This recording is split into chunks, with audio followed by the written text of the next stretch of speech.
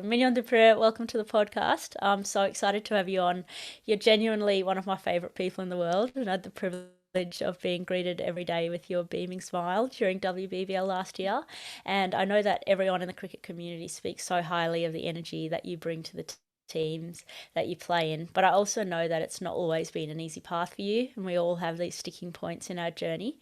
But before we get into all of that and learning about your story so far, you're officially the first South African cricketer to come on the podcast. And as someone born in Zimbabwe, growing up, not much opportunity for females to play cricket. I'd love to know what life was like for you growing up and what cricket looked like for young girls in South Africa back then. Hi, Bobby. Thank you very much for having me. Wow, that was quite the introduction. It's going to be hard to follow that. I think, like probably a lot of the girls that's been on your podcast have similar stories about growing up playing cricket with their brothers. I'm no different. I think I started with in South Africa. We've got a mini cricket program, and my brother was always playing, and my dad was a coach for my brother's mini cricket team. And as a little sister, I always went with, but made sure that I was dressed accordingly. So I had the little white shorts and a white mini cricket t-shirt. So I was a real fangirl. And actually, on one day, one of the boys didn't make it to the game in time, and my dad said, "Listen, we need another player. Do you want to step in?" And I started playing, and at the end of the day, I was the best batter of the day. And I think that's where the love started for the game. And ever since then, I've just continued playing. So when you were continuing to play, did you have to play boys cricket for a long time, or were there girls cricket leagues? Yeah, I've mainly started primary school, played with the boys all the time. And then I think about around the age of 13, I got introduced to women's cricket. I realized that there is actually under 19 girls cricket team and a women's cricket team. Also at that stage, it was very amateur. There was a national team, but I think they maybe played 2 or 3 games a year, and everybody just did it for the love of the game. So that's kind of where my journey started. And then in 2007, I made my debut for the first time for South Africa, and that was basically my matric year. Yeah, and like I say, unfortunately back then, not professional as we are today, but that's exciting. There's a lot of I think the girls started similar, and it's just amazing to see how the game has grown. Now, you skipped a pretty cool part, which I found in some research, that when you were 12, you scored a double hundred in a 40 over game. And that's like, to score a double hundred in any form of cricket is a bit ridiculous. To do it in a 40 over game with 16 sixes, I don't think I've hit 16 sixes in my life, and 25 fours. So you're obviously pretty good. And you don't just go and kind of make your debut pretty quickly for South Africa. But at the same time, and I've seen it firsthand, you work exceptionally hard. Were you someone that was always driven from the start, or were you quite talented, so you carried on playing for a while and then had to learn that work ethic a bit later on? I think all in all, I was quite driven growing up, but I think initially in my primary school years and growing up, I was one of those. My parents also believed we need to try a lot of different things. So I did everything from gymnastics to netball and hockey and athletics and softball. It was one of those, it was a little bit of everything. And I think probably around that time when I scored that 258 not out, that's probably when the light bulb went on. Like, listen, the, the the the the sport that I might actually be best in is cricket, and that might actually be an opportunity for me to represent my country and get to travel the world. And I think that's kind of probably where I made the decision to invest a lot more into my cricket career. So, did you always look to how can I be a professional athlete? Was that the mindset? Because back then you weren't ever really going to be paid a big wage to play professionally. Yeah, I think that's a tough one because probably I had to kind of drive myself, and you just at that time, like we mentioned before, you kind of just play for the love of the game. And unfortunately, at that time, I think most of our role models used to be male cricketers because at that time, because women's cricket was just an amateur sport, there was not a lot of female athletes to look up to. So unfortunately, I had to find the drive within myself, but very fortunate that I had a very strong support structure, family and friends that whatever I wanted to do, they were always there and supported me all the way. I think my mom and dad were just next to the field probably every single game. And that probably just helped me to get that drive going and realize that there's a dream that I want to become a Proteas cricketer one day. Absolutely. And tell me about receiving your first cap for South Africa. How did you find out that you were going to play, and who presented your cap to you? Yeah, it was quite a interesting a bit of events, because I think I got invited during, so the first part of I got invited to be part of the like a training camp for the first time. And we did some fitness tests, and obviously at that time I was one of the youngsters, so I was quite fit. I passed all the tests, and unfortunately, originally I did not make the team. So I think I was quite disappointed, because I really felt like I ticked all the boxes, and I really thought that this is going to be my year. And then the tour got postponed. It was supposed to be in November in my grade 11 year, but there was some, I don't know what the reason was at that time, but it got postponed. And unfortunately, during the December holidays, one of the players at that time, Chandra Fritz, got into a freak accident, and she jumped into a pool and she actually broke her neck. She was okay. just want to say that she was playing cricket afterwards. We'll get back to that. But unfortunately, he was not available for selection anymore, and I got my call up. And I made my debut tour was against Pakistan in South Africa. So I was quite fortunate that I played on home soil and could have the whole family to watch me and make my debut. Obviously, first few games started off carrying drinks, but then I think about in the second or the third ODI, I got my first go and I scored a debut 50. And kind of ever since then, we're pretty fortunate to then be part of the team, and that's kind of how the career started. Absolutely. It sounds like there's a couple of little moments of, you could call it luck, but it's also faith maybe, or fate, where you started out as a little 4-year-old, someone didn't come, you played and you did really well. The second part is your debut for South Africa. There's been an injury, which is not ideal. The tour gets postponed, but then you take that opportunity, and that's the part that's easier said than done. So I'm a big believer, everyone needs a bit of luck to progress. And like you said, that's just a few. I think quite a few of my stories when it comes to becoming captain, making my Big Bash debut, all of those had similar stories. So it's one of those. Maybe it was meant to be. So we'll stick to that. Well, there's two parts that I really want to dig into, and the first part is when you talk about it's meant to be. And I know you're a Christian, you're a proud Christian. You talk a lot about the impact of Christ, and you have the line where you say, Christ died for me and now I played for him. And there's that element of faith in something bigger than yourself, and something that's been really interesting probably my last 3 or 4 months in my very nerdy obsession with performance has been this concept of deep humility and deep gratitude. And there's a lot of not just athletes, but any sort of performers around the world that thrive off having something bigger than themselves to play for, and allowing that fate or that luck and things to just happen for them as they do. What's the impact of being a proud Christian and having that sense of Jesus or Christ have on your career and on who you are as a person? Yeah, I've been very fortunate. I grew up in a Christian home, so it's just kind of been part of who I am, ingrained in my DNA since I grew up. But I think it took me some time to realize that I can actually use it and use my sport as a platform to really make the most of being a Christian athlete, and it actually gave me an opportunity to kind of praise and worship while I play cricket. And I just realized like it took a lot of the extra pressures off me, because all of a sudden I was not just doing it to prove a point or it was just I did it for something more than just myself. And I mean, it's not always easy. I think I also had the saying that my talent's God's gift to me, and what I do with it is my gift back. And I mean, there's times when I did not perform and I felt like, oh boy, I'm really giving a shit to give back. And I think, I just had to realize, like, that's the beauty about the gift. That a gift is free. So for me, it was not about what I can, like, whatever I do on the cricket field doesn't make like God's gonna love me more or less. And it took me a time, but I actually want to read this small quote, and that's when the light bulb got on. And it says, being a Christian athlete doesn't mean praying for your team to win. God doesn't give an edge to those who pray over those who don't. Hard work does that. But being a Christian athlete just means competing for Christ in a way in which you always give your all for him. Win or lose, you thank him for the ability and opportunity to play, and it means giving all the glory to God, no matter the outcome.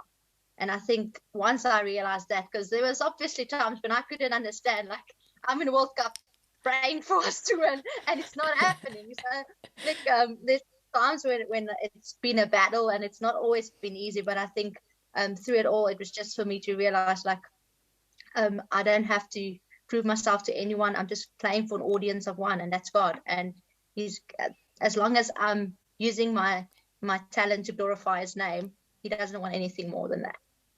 That's brilliant. There's so many parts of that I don't think you necessarily need to be religious either. There's the deep gratitude piece where you're thankful, one, for the talent, two, for the opportunity to play. There's the deep humility piece, and then the other part is the purpose, where a lot of athletes and a lot of people, when they're struggling, is, what's my purpose in life? Why am I here? What am I doing? But the purpose is found in something greater than yourself.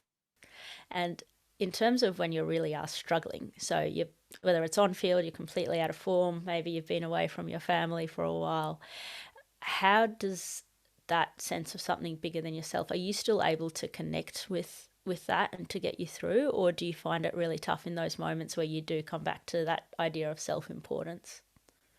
Yeah, I think it's been tough, especially when you speak about form.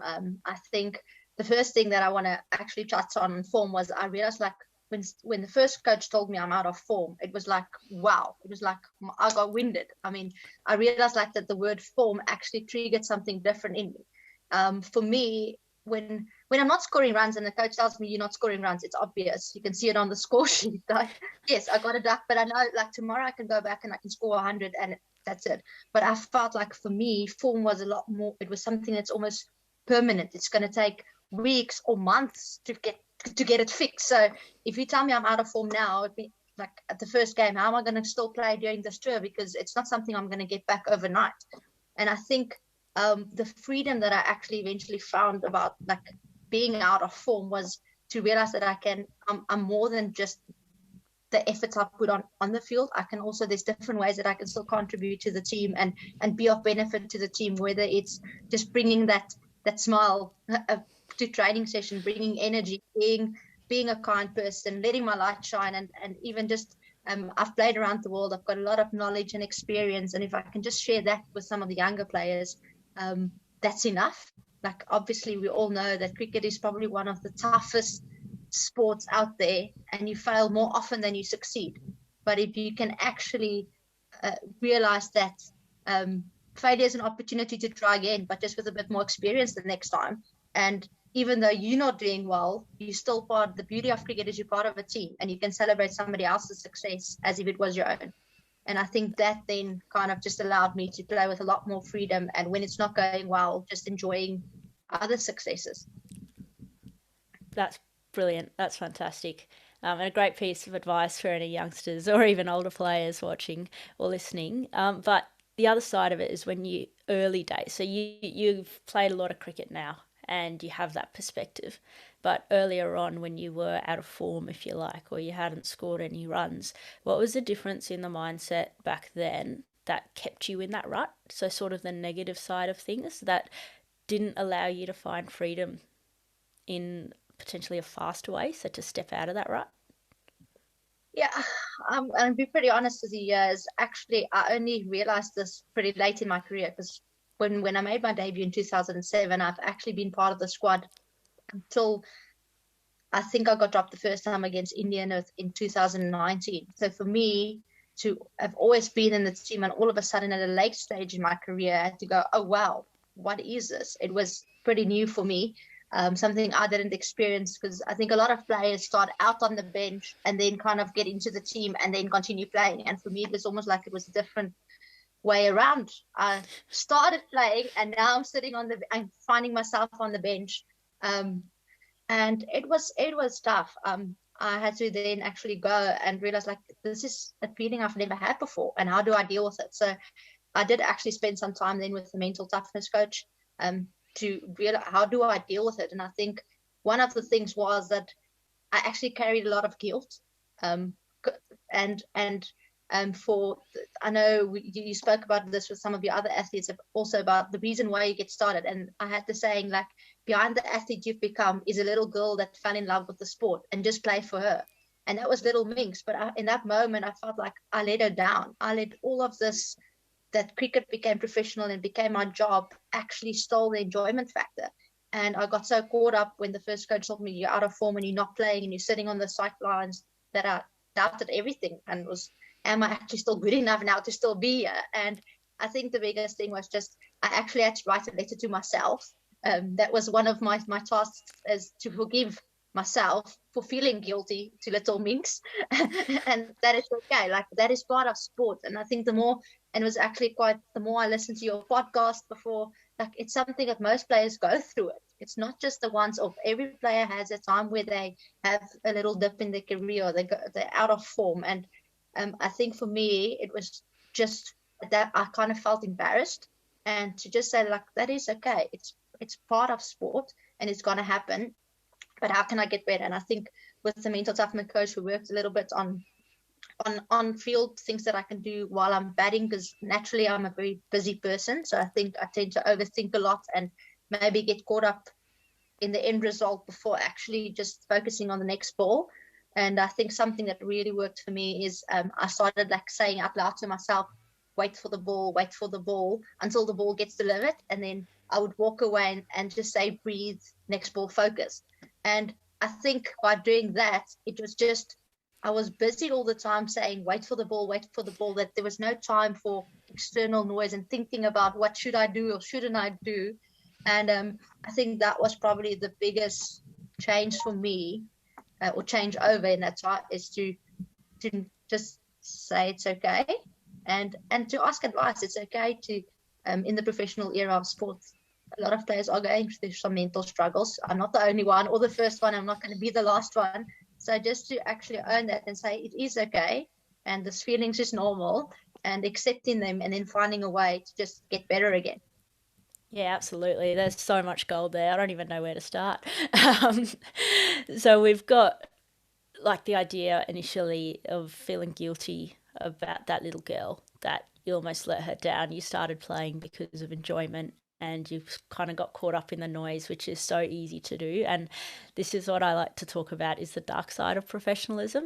So 99% of it is fantastic. It's amazing, especially for females in sport. But the other side of it is there's a lot more noise. So you've got expectations, not just of yourself, of family, friends. There's more media, there's more noise, there's more strength and conditioning and physio and all the added bits and pieces. And a lot of the girls that I've spoken to have spoken about, it's not so much the cricket, but it's all the extras on the outside that can take that love of the game away. But what I really liked is how you spoke about self-acceptance, that it's actually okay to feel like that. Whereas sometimes it's like, no, I shouldn't, I should just be enjoying it. And that self-judgment really is a killer. And in terms of working with your mental coach, is that someone that you continue to rely on now? Is it a continual process, or were there just some learnings from it that you apply and you kind of go back to them when you're struggling a little bit? Yeah, that's more like it is at the moment. I think it was somebody that they just kind of got in for me to work during that time. And as soon as I worked through all the processes with them, I mean, I still got his number.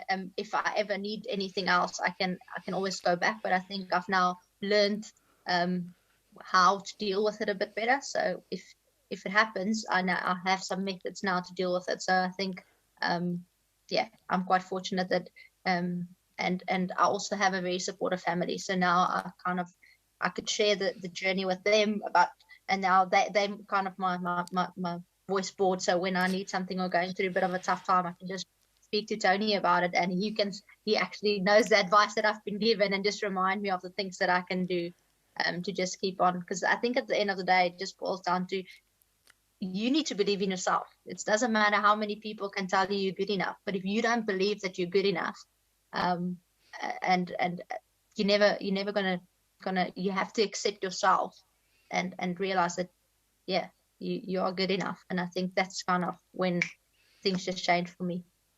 Yeah, and we talk a lot about the idea of a hero's journey as well. So you start off, have you heard of the hero's journey?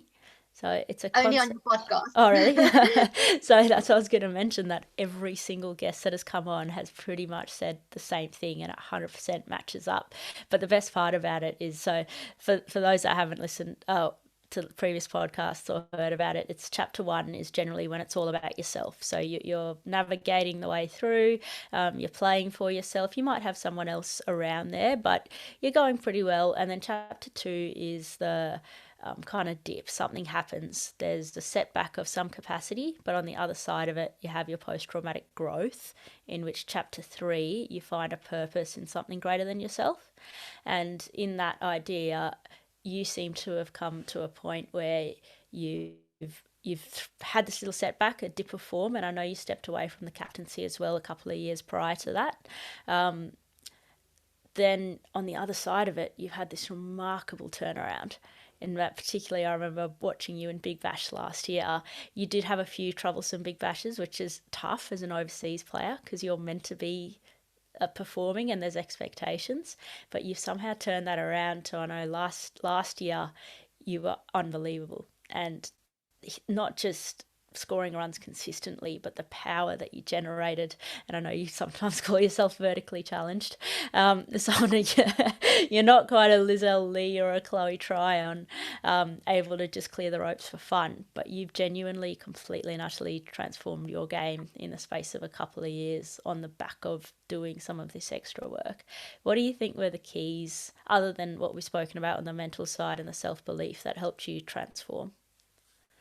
Yeah, I think for the first time in my career, I allowed others to place me in a box. I know we speak in T20 cricket, there's a lot of you speak about your hitters and your runners, and I was obviously in the running box for a long time. But I realized, like, T20 cricket is evolving all the time, and for me, if I want to actually stay in the game, I'm going to have to adapt my game to keep up.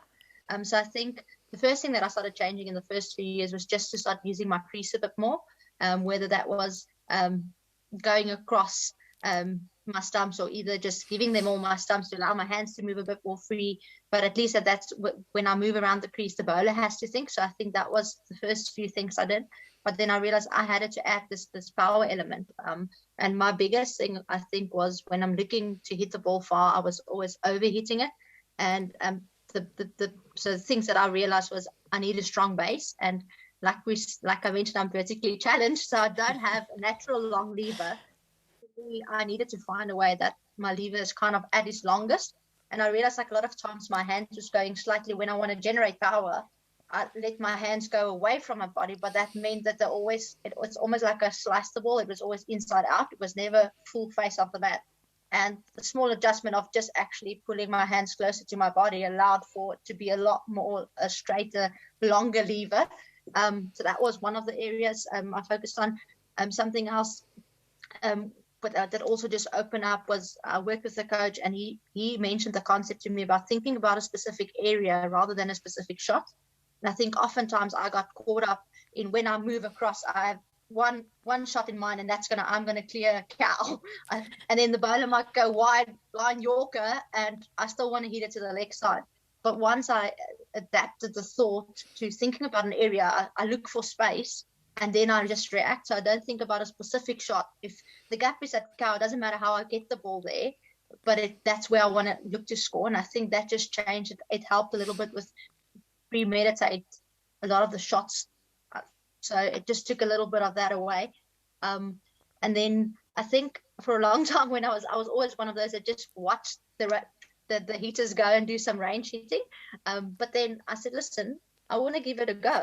And I want to actually start seeing what it's like to be there when somebody just throws you balls. And once you start getting the feel of it and actually being out in the middle and see how far you have to hit it to go, somebody said to me, if you think about hitting a one bounce four, more often than not, you'll hit the six. But if your first thought is six, you tend to lose your shape and hit the ball or just sky the ball. And I think that just changed it a little bit for me. So it was not major things. It was probably more just the way I thought about it. But it was a lot of little different small changes. And eventually, I think once I started getting that first six, and people were, oh wow, Mignon the power heater. I think that was something that happened at the Class Super League for Loughborough Lightning. Everybody was like, oh, she's hitting bombs, and I was like, oh yes, that's me. Tap on the shoulder. And I think that I started actually believing it. And then last year with us at the Big Bash, I think the way Trent kind of his expectation of us was power over placement. So that kind of was something I've never thought. I was always a player that rather was looking to place the ball, not hit it too hard, just time the ball well. But that thought of power over placement, it actually, what I realized it meant for me was it just took away all my indecision. So whenever I was in the middle, not being sure, should I go, should I not, I always opted for power over placement, which was a positive thought because I'm going to go for it. And I think, and the nice thing about that, not once when you came off and it didn't come off, did the coach come hard at you and like, why did you do that? If you had a plan, we got backed. And I think that kind of is for me also what's helped me in this journey of becoming a bit more a power hitter is just actually knowing you've got the backing from your teammates and from the coaching staff that you can do it. Absolutely, and you've had the opportunity to play in so many tournaments around the world now. So that's 100 recently, which is an entirely new concept. And there's 2020 as the Super League, Big Bash. Hopefully, an IPL comes up soon. So you mentioned Trent there, but as a general rule with coaches, what have you found that a good coach does really well to help you find that freedom? Yeah, I think for me, a coach that knows me knows that I'm one of those players that probably should not, if you shout or come hard at me, I'm probably just going to go into my shell. I'm somebody that feeds off positive, good energy. So if somebody just tells me continue to, unfortunately, it's maybe not everybody's style, but I was one of those that preferred like just keep on telling me that you believe in me. I'm good enough. Having the know that I've got your backing, and I think something that really stands out for me about a good coach is somebody that understands what makes the different players tick. Because what makes me tick might be different than what makes you tick. And actually understanding how to get the best out of every player. I think I really enjoyed our environment under Trent with the fact it was really relaxed. Nothing was compulsory except game day. And for me, I think I've been in environments where they say that, but it's not what they mean. You feel like this training session is optional, but is it really, or is it just a test to see if I'm going to come or if I'm going to stay? And I think that was the funniest thing actually, because that's the problem with me is I tend to always just go because I'm just worried that what other people might think or say if you didn't go to the training session. But last year, I think you'll probably remember this is, so we've got this culture that everything is optional. And we had an optional fielding session in the one afternoon. And I decided that yes, we had a training session in the morning. I went to that. And then I decided that the fielding was only late in the afternoon. And I thought, oh, well, I've now, warmed down. I'm not going to go. And it's something I never do. I never stay away from a session. And that evening when everybody got back, they were like, where were you? You were the only one that did not attend. And I had so much FOMO, fear of missing out. And it was so funny. And Trent just laughed, but he said that's exactly what he wanted. It was actually so good to see one of the senior players opting not to come, but it was a first for me. And to be honest, I actually went for a jog in that same time and I ran to see where everybody was training because I wanted to last minute change I wanted to say, no, I'm going to go. But then I told myself, no, you said no. So stick to this because I've done it in the past where I thought I shouldn't go and then I end up going. And I don't actually want to be there, but I am there. So that was one of the things that I think if a coach really means what he says and you've got that environment where you're comfortable to know that you can just be you. And I think that was the nice thing. It's like creating an environment where people actually enjoy each other's company on and off the field. People want to spend time together. I think that was really special for me, especially last year at the Big Bash. I very much remember that. And we were actually at training and everyone was like, I hope Minnie's all right. Is she injured? Is she okay? Is she struggling? We're like, oh no, we've got a few big games coming up. Why isn't she at training? Fielding as well, because you love fielding so much. And we were genuinely worried about you. It was quite amusing, but little did I know that you actually went for a run and came and checked us out anyway. Couldn't help yourself. It was just, I had FOMO. And that's just me, and that's sometimes, but yeah, it makes a good story now. But like I said, and that's something that I only realized now in my later stage of my career, is that it is sometimes okay when a training session is optional. It is okay not to go if I feel like I've done the work. I think my biggest worry always was that if I don't perform, I never want not perform. I never wanted to be because it was a lack of preparation or something I didn't do. If I've done everything I possibly can, if I've hit all my balls, done all my fitness, and then cricket's just a cruel sport at times, and I don't make any runs, then I can live with it. But I just never wanted it to be because there's something that I missed, or I was lazy, or I didn't want to train, or I didn't do what I was supposed to do. I think that was also something that I lived by, and that's probably where my work ethic also comes from, is that drive to just, I never want to leave any stones unturned. I want to know that I've done the best I can and prepared as good as I possibly can. And then if it doesn't happen, at least I know that I've done the work. In that case, I love that approach and I'm fairly similar, but how do you know when is enough and when you are ready? Because the other side of it, which is what I'm dealing with I a lot, still don't. you still don't. That's the problem.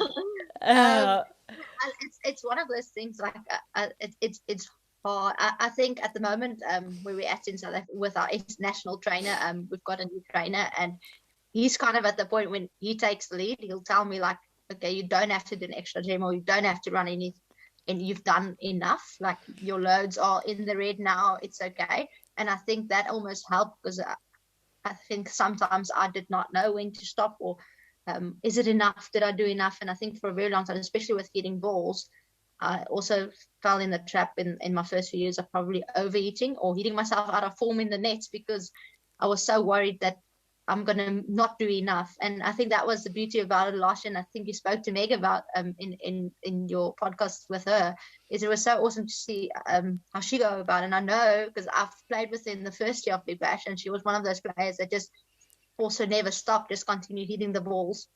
And then to just see her last just really go in, if she feels good, she gets out. And I thought, oh wow, that's actually, it is okay. Like even the best in the world, that's how they do it.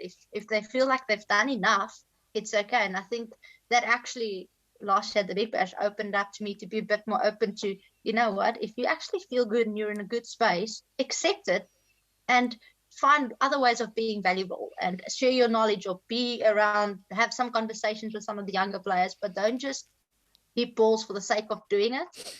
There still needs to be, rather have a quality session than a quantity session. And I think just finding the balance, what that looks like for you as a player.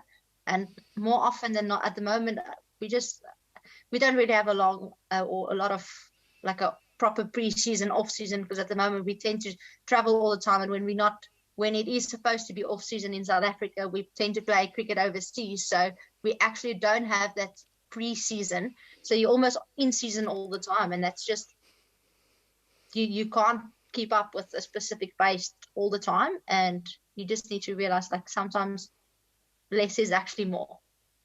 Yeah, brilliant. And that kind of, I just thought then it links in really nicely with what we started talking about at the start about that lack of self importance. In that, if you're hitting all session, it's all about you, all about you, all about you. When is it enough? What's the message that you're telling your brain? Is that I'm not good enough yet? And that self belief. Whereas if you can say, yep, I'm hitting it pretty well, I'm happy I've done enough preparation. If you like hitting balls, hit balls, but I've done enough, then there's that element of self belief, I think, where it's like, well, I know I've done my preparation, I know I'm good to start with. A lot of athletes struggle to answer the question, are you good? So a lot of overtrainers, particularly, and perfectionists, have asked the question, and I've done this with a lot of junior athletes who are outrageously talented. And it's like, are you good? Are you good at cricket? Are you good at soccer? And a lot really struggle to say yes. It's really hard. It's like, well, no, I've got to do more. I've got to train more. I've got to tip more balls. And then the other side of it is that, well, what about giving back to your teammates? It's a team sport. So can you go and throw balls? Can you go make someone laugh? It doesn't always have to be cricket related. And I think you 100% did that to perfection almost from our experience in Big Bash, and were a massive support to myself and some of the other players that didn't quite to get to play as many games as well. So well done, and I think you're executing what you're saying really well. So, like you mentioned with coaches, they say everything's optional, but is it really? I think you're someone that's actually executing on your philosophies really well. But on the flip side of it, I'm sure you've had some environments and some coaches that you've really struggled with. What, you don't have to name them, but what are some of the elements where you said, "Nah, this is really, really tough for me"? Yeah, I think it's sometimes when you can sense that there's a bit of unhealthy environment, the environment where um, it just does not allow the players to really flourish, or you don't really get the best out of your players. Maybe the way you speak to them or the things you say to them. I think I mentioned before that I'm an overthinker, so sometimes the coach might think that he just gives an honest little 2 cents, but it actually bothers me for the rest of the session. Or if you're going to say there's something wrong, don't just tell me that it's wrong. How am I going to fix it? And help me to fix it. Like I think I've really, like, lots of coaches would say, "Oh, you're falling over," but I'm okay. But then, if I'm falling over, how do I fix it? Don't tell me the problem. Tell me the solution. And I think that was the biggest thing. I like a coach that comes with solutions more than problems. And somebody, I think, yeah, that I just feel like that they back me. If you start to feel like you have to still prove yourself all the time, I think that's a bit dangerous. Because even where I'm at, I'm one of the most senior players, and there's times when I feel like, oh, I still need to prove myself all the time. And I think then it becomes to that you, again, your focus changes to a bit more outward. Like your self-worth now becomes more about what others' opinions are, and your performances, rather than just actually finding self-worth in, like, for me as a Christian, it's just what God declares true about me. It's not about others' opinions. But I think sometimes I still feel, or if you're in an environment where you still feel like you have to prove yourself, so environment where you can be yourself. Obviously, I'm quite different than a lot of the other cricket players, and just to allow me to be me. And I am bubbly and I do talk a lot, and some people can't handle it all the time. But that's how you get the best out of me. So if you try and shove that away, then it's going to be hard to get the best from me. So I think all in all, yeah, there's no perfect environment. But I think the environment that's got the best out of me is one that I know I've got everybody's backing. And I could go out there, express myself, and play with freedom. That's fantastic. And again, it's something that's been a common theme amongst everyone, that idea of psychological safety, where you feel safe to literally just be you and express yourself as you are. It doesn't seem like rocket science, but it is also easier said than done, particularly when results aren't going well on field. Things can unravel pretty quickly. But I know that the energy that you bring to a team has been pretty positive and allows it to be a lot of fun to be around. So up to some of our final questions. The first one is that you've had a pretty cool journey. You've had some ups and downs and lots of cool lessons learned. But if you could go back to that little minx running around as an 11 or 12-year-old and give some advice or any words of wisdom, what would you say? I think the biggest thing is then to not try and keep everybody happy and try and please everyone. I think that was something that I've struggled with, is to keep everybody happy. I think at the end of the day, all that matters is that you're happy, and don't get caught up in the professional side of things where cricket almost became a job. Don't forget the reason why you started, and you started because you loved the game. And I think that's what I would want to tell little Mix, is just go back to the reason you started in the first place. And that's because you love the game, and you get to do it with your best friends in the world, and you can do it when you have a smile on your face. Fantastic. And on the flip side, as Big Minx now, what do you hope that the next generation coming through get right? Oh, you've got some tough questions. You see, I knew you asked these ones in your other podcast, but they weren't on my list, so I didn't prepare for them. Sorry, I added a couple in. I think for me, one of the things we didn't speak about, but as one of my drivers, is I want to be part of the change that I want to see in the world of women's sport. And I hope what the next generation is get right is that they really use the platform that some of the players have laid. Like, obviously, where some of us started, women's cricket was not professional, and it is now. But that they don't take it for granted. That they continue to do the hard work. Nothing in life just comes your way. So you have to really make sure that you don't leave any stones unturned. And as a last little bit of advice, like do your best and God will do the rest. That's from me. Do your best and God will do the rest. I love that. That's brilliant. Now, this next one is about quality, and we do have the Fair Break tournament coming up, and it's something that's close to my heart and probably yours as well. In growing up in Africa, there's such a range of access you have to sport, to even to go simpler. So, food, water, shelter. And we've seen the impact that COVID's had throughout the third world countries. It's pretty hard to see, but equality is something that I don't think will ever reach an endpoint. It's something that's continually evolving, but the little things that we can do as individuals and as communities is so important. And why is equality important to you, and what do you do as someone who's a professional cricketer with a bit of a voice to try and help drive equality in our world today? Wow, Bobby, that's again a tough question. And just as a Christian, I think for me, first and foremost, is we're all created equal in God's eyes, and I think that's why equality is important to me, because in His eyes we are all equal. But I think if like I mentioned before, that one of the things that drive me is that I want to be part of the change that I want to see in women's cricket. Then I need to also be a voice and make sure that that we can see women's cricket from all over the globe get access to fair and equal opportunities. And unfortunately, we're not there just yet. Obviously, there's a lot of different nations and people from all around the world that don't have access to the same type of opportunities.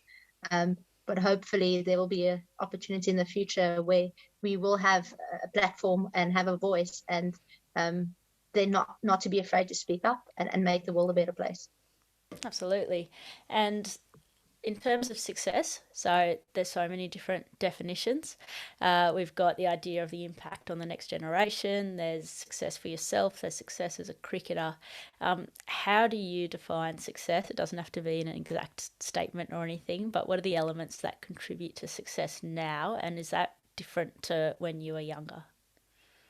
Yeah, definitely. I think success to a young Minx or Minnie was definitely seen in achievements, and if I had goals set out, whether how many of those goals I could tick. But I think in recent years I realized that success is just about using my God-given talent to glorify His name and having fun while I'm doing so. And if I'm doing that, I am successful. And I think it did not. It took me a few years. I also had to join the 30s club for some of these things to actually really become a reality and actually realize what it means for me. But yeah, I think that's where I'm at today. That's what success is for me. In that case, I'm a couple of years off, but I'm looking forward to joining the 30s club now. It's scaring me for a little bit. Yeah, not either. And our final question is, who is Minnie at her best? I think Minnie at her best is this Minnie with a smile on her face. When I'm surrounded by my family and my loved ones, and I get to do what I love, and that's playing cricket. Absolutely. And Minnie, that big smile on your face is certainly something that we all love to see. I'm really excited to see you continue to develop as a person and as a cricketer. I know that every single professional team that you've been involved in is better for having you as part of the team. But I'd also love to see you continue to impact people off the field in terms of your wisdom around deep humility, deep gratitude, and impacting the next generation. So thank you so much for your time. And I'm looking forward to see how you go in WBBL 07 with the Hurricanes. Thank you, Bobby. It's been a pleasure, and thank you for the good work you are doing, and for sharing our stories. It's really special. Thanks for tuning in. If you want to continue to be part of the Inside Edge project, hit subscribe or leave a comment below. We're also on all major social media platforms. I look forward to having you along next time.